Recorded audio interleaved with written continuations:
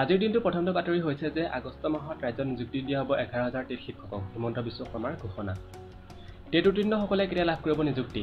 এই বিষয় লৈ বিভিন্ন কথা বতৰা চলি থকাৰ মাজতে গোলাঘাটত শুক্ৰবাৰে হিমন্ত বিশ্ব শৰ্মাৰ এক গুৰুত্বপূৰ্ণ ঘোষণা। সাংবাদিকৰ সৈতে হোৱা মুখামুখিত মন্ত্ৰীগৰাকীয়ে জনায় যে আগষ্ট মাহত ৰাজ্যত নিযুক্তি দিয়া হ'ব 11,000 টেট শিক্ষকক। শেহতীয়া পৰিস্থিতিৰ প্ৰতি লক্ষ্য ৰাখি টেট উত্তীৰ্ণসকলে চলিত বৰ্ষত নিযুক্তি লাভ নকৰিব বুলি বিভিন্ন সংবাদ মাধ্যমত প্ৰকাশ পাইছিল যদিও শুক্ৰবাৰে গোলাঘাটত মন্ত্ৰীগৰাকীয়ে কৰা ঘোষণাই সকাহ দিছে টেট উত্তীৰ্ণ প্ৰাৰ্থীসকলক। দিহিং পাটকাইৰ অবৈধ কয়লা খননৰ সন্দৰ্ভত মুখ্যমন্ত্ৰীৰ তদন্তৰ ঘোষণা।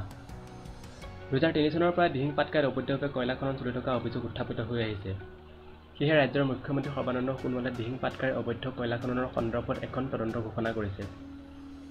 উল্লেখযোগ্য যে গুৱাহাটী উচ্চ ন্যায়ালয়ৰ অৱসৰপ্ৰাপ্ত ন্যায়াধীশ বৈজয়ন্ত প্ৰসাদ কৌতুকীক অৰ্পণ কৰা হৈছে এই দায়িত্ব। কাজিৰঙা ৰাষ্ট্ৰীয় উদ্যানৰ ঘাইপথত গড়ৰ অৱস্থান। কাজিৰঙাৰ বান পৰিস্থিতি কিছু পৰিমাণে উন্নত হ'লেও বৰ্তমান বানৰ আতংক মাৰ যোৱা নাই। বানৰ পৰা ৰক্ষা পাবলৈ দিক বিদিক হেৰুৱাই ঢাপলি মেলিছে উদ্যানখনৰ জীৱকুলে। ৰাষ্ট্ৰীয় উদ্যানখনৰ ভিতৰত মুঠ 144টা হাইলেণ্ড আছে যদিও জীৱকুলৰ আশ্ৰয়ৰ বাবে সেয়া পৰ্যাপ্ত নহয়। বানৰ ফলত জীৱকুলে আশ্ৰয় বিচাৰি যেনে তেনে ঢাপলি মেলিব লগা হোৱা বিষয়টোৱে এই কথাটো উন্মোচিত কৰিছে। শনিবাৰে প্ৰলয়ংকাৰীৰ বানৰ পৰা ৰক্ষা পাবলৈ উদ্যানখনৰ মাজেৰে পাৰ হৈ যোৱা 37 নং ৰাষ্ট্ৰীয় ঘাইপথত আশ্ৰয় ল'ব লগা হৈছে এটা গড়ে।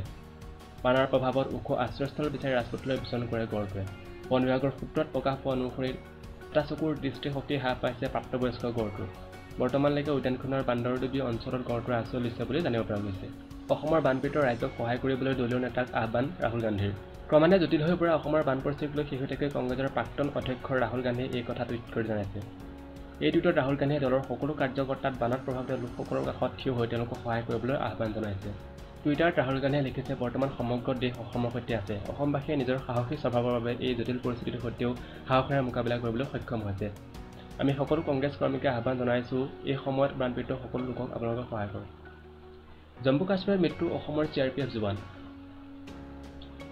পদ্মেশ্বৰ দেউৰী নামৰ অসমৰ এজন জোৱান জম্মু কাশ্মীৰত মৃত্যু হৈছে। জোৱানজনৰ ঘৰ গহপুৰত। CRPFত কৰ্মৰত আছিল জোৱানজন। কৰ্মৰত অৱস্থাত আক্ৰান্ত হৈছিল জ্বৰত। তাৰ পিছত তেওঁক ভৰ্তি কৰা হৈছিল শ্ৰীনগৰ অৱন্তিপুৰত থকা CRPFৰ এখন চিকিৎসালয়ত। শুক্ৰবাৰ নিশা 11:50 জোৱানজনৰ মৃত্যু হয়। ক'ভিড টেষ্টত পজিটিভ আহিছিল দেউৰীৰ ৰিজাল্ট।